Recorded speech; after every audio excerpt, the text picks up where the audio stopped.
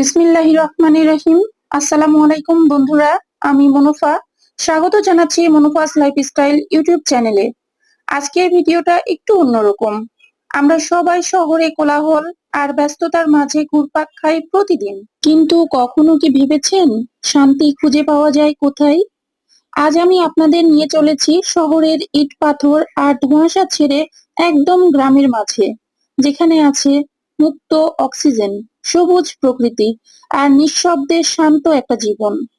চলুন ঘুরে আসি প্রকৃতির কোলে। ভিডিওটি দেখার জন্য যে আপু ভাইয়ারা ক্লিক করেছেন, প্লিজ শুরু থেকে শেষ পর্যন্ত একটা লাইক দিয়ে কন্টিনিউ করবেন। তো যাই হোক, চলুন ঘুরে আসি কিছুটা প্রকৃতির মাঝে। আমরা প্রতিদিন ঘুরপাক খাই ইট পাথরের শহরের ভেতর, কাজ, দৌড়ঝাঁপ, যানজট আর কোলাহলে ডুবে থাকা। জীবনে কখনো মনে হয়েছে একটু শান্ত পরিবেশ দরকার? আজ আমি বের হয়েছি সেই শান্তির খোঁজে, গ্রামের পথে, মুক্ত বাতাসে।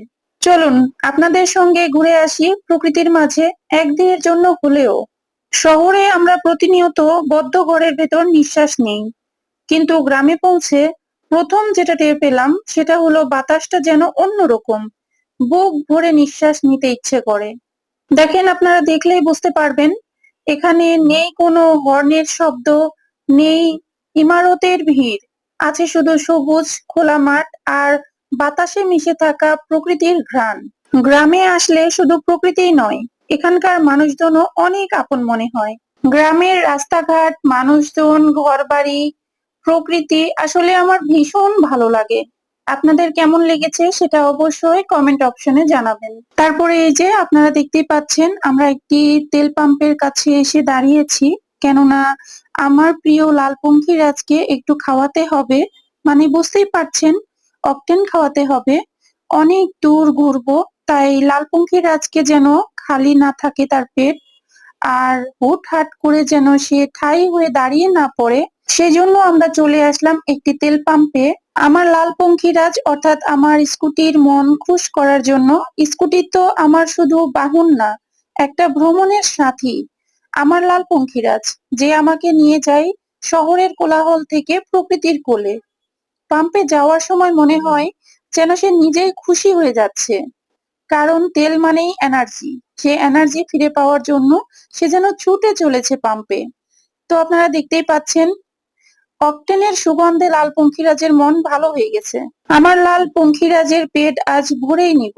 প্রকৃতির পথে উড়াল দিব আমি, আমার হাজবেন্ড আর আমার লাল পঙ্খিরাজ। আমার লাল পঙ্খিরাজের পেট এখানে ভর্তি হতে থাক, আমি একটু আপনাদের মাঝে এই তেল পাম্পটি যেখানে রয়েছে সেই তেল পাম্পের চারিপাশে একটু আপনাদেরকে দেখিয়ে দেই। আপনারা দেখতে পাচ্ছেন যতদূর চোখ যায় শুধু সবুজ আর সবুজ। এগুলো হচ্ছে ধানের ক্ষেত, আপনারা দেখতেই পাচ্ছেন। তো এই ধানের ক্ষেতের মাঝে এই তেল পাম্পটি রয়েছে। এটা হচ্ছে চৌবাড়িয়া বাজার, তানোর, রাজশাহী। তারপরে এই যে আপনারা দেখতেই পাচ্ছেন, অকটেনের সুগন্ধে আমার লালপঙ্খী রাজ ভীষণ পরিমাণ এনার্জি ফিরে পেয়েছে। তোমার হাজবেন্ড তাকে নিয়ে রাস্তার পাশে পার্ক করেছে। আমি একটু আপনাদের মাঝে এই ফাঁকে এই রাস্তার সিনারিটা একটু দেখিয়ে নিলাম। কেমন লাগছে ফাঁকা নির্জন এই রাস্তাগুলো অবশ্যই জানাবেন।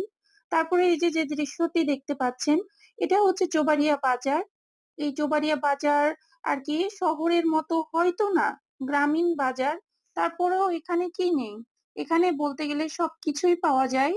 গ্রামের মানুষদের কাছে এটাই তাদের শহরের মার্কেট। তো আপনারা দেখতেই পাচ্ছেন এই মার্কেটটি আমি ওভারটেক করে সামনে এগিয়ে যাচ্ছি। এখানে জুতার দোকান রয়েছে, এছাড়া অনেক দোকান। পার্ট বাই পার্ট এত আমি দেখাতে পাচ্ছি না, যেহেতু স্কুটিতে রয়েছি। আমার হাজবেন্ড আর কি ড্রাইভ করছিল, আমি পেছন থেকে আপনাদের সবকিছু এ টু জেড দেখানোর চেষ্টা করছি। এখানে চৌবাড়িয়া মালশিরা বলে একটা স্কুল রয়েছে। তো স্কুলটার ভেতরে আমি আপনাদের দেখাতে পারলাম না, শুধু সাইনবোর্ডটা একটু নিয়ে নিলাম। তারপরে সামনে এগোলেই চোখে পড়বে চৌবাড়িয়া বাজারের ব্রিজ। তো সঙ্গেই থাকেন, আশা করি আপনাদের কাছে ভীষণ ভালো লাগবে। তানোর উপজেলার চৌবাড়িয়া বাজারের ব্রিজটি শুধু এক পাশ থেকে আরেক পাশ যাওয়ার রাস্তা না, এটি গ্রামের জীবনের সাথে গভীরভাবে জড়িত। চলুন দেখি নিই এই ব্রিজটি। এই যে আপনারা দেখতেই পাচ্ছেন চৌবাড়িয়া বাজারের সে ব্রিজটি, এক পাশে পানি রয়েছে আর ব্রিজের আরেক পাশে দেখেন সব কচুরি পানাতে ভর্তি, যেন মনে হচ্ছে সবুজের মেলা বসেছে।